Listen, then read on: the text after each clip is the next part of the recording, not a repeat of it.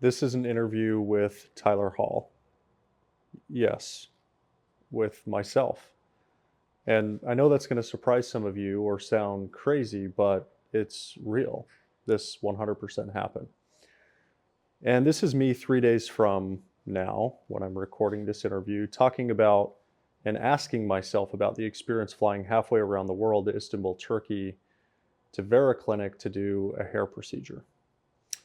And so this is riveting. This is my experience. And thank you for joining the Roller Coaster Podcast. Strap in and buckle up. Welcome to the Roller Coaster Podcast. I'm your host, past Tyler.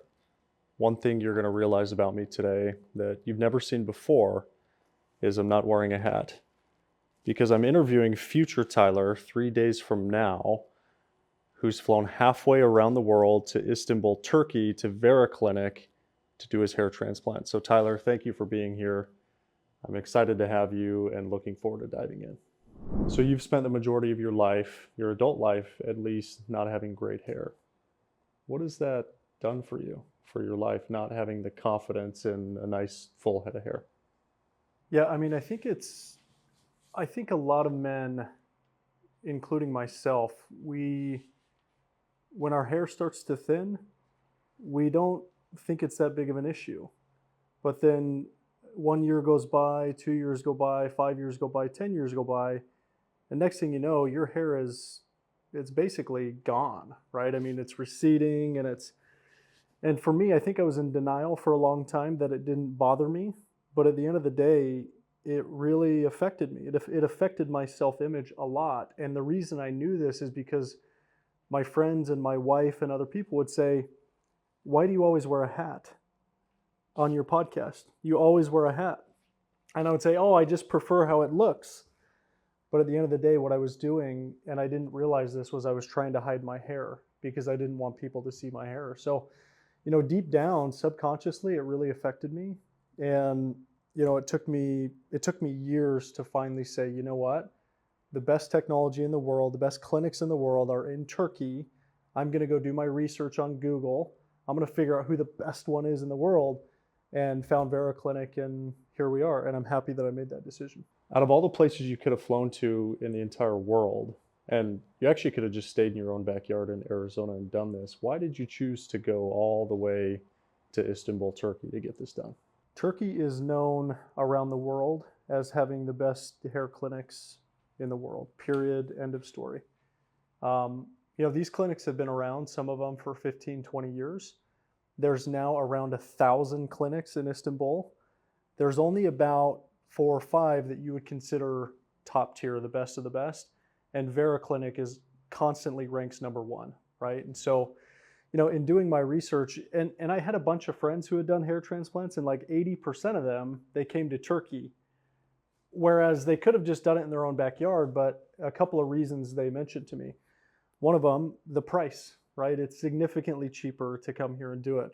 But 2, even though it's significantly cheaper, the quality is exponentially higher, right? And so you get the best of both worlds. You get cheap, but you get the best quality, and you have some of the best clinics in the world here. So those are the reasons why I chose to come to Istanbul. So now that you've been through the entire treatment, you did stem cell on the first day, then you had your procedure. It was a long day on that second day. And then you did the OxyCure, which is that hyperbaric chamber. How are you feeling today after having gone through all of that? Was it as intrusive and crazy as you thought it was going to be?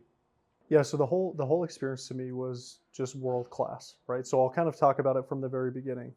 I land at the airport. I go outside. There's a man standing there with a sign. He says, "Mr. Hall, is this you?" He takes me downstairs.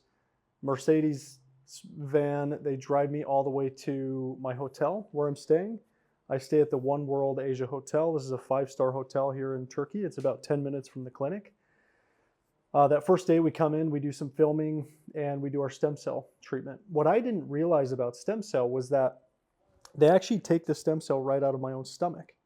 So I had always heard that stem cells came predominantly from like the placenta inside of the woman, but I didn't know that there are stem cells deep inside of every one of our abdomen. So they sedated me, took the stem cells, and then applied them to my head.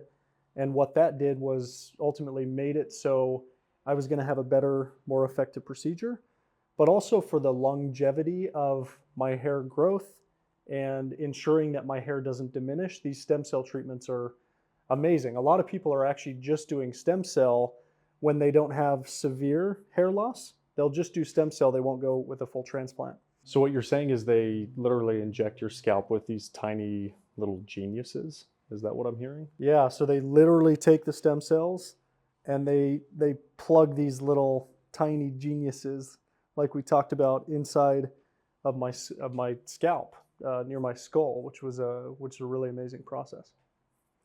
So day 2, I had a rest day because they can't, when you do stem cell, you need about 24 to 36 hours for it to cure before you can do your procedure.